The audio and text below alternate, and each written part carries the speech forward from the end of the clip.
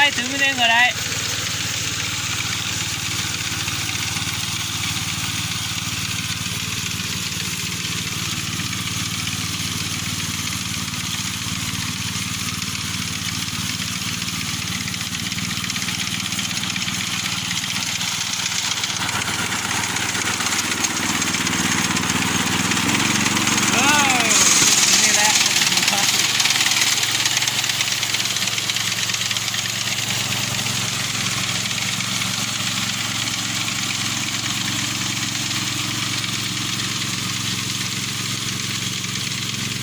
เด็กลงอีกหนึ่งล้อตามให้เนี่ย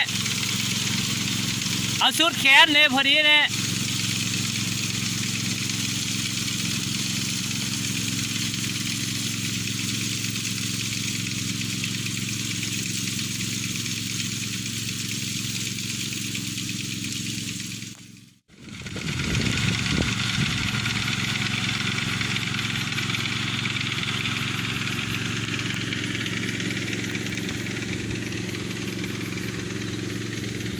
ล็อกไงชั้นนี้ใส่เวลาประมาณ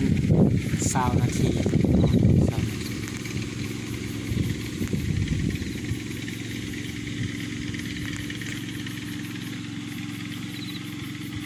อันนี้ก็ประมาณ10 นาทีก็แล้ว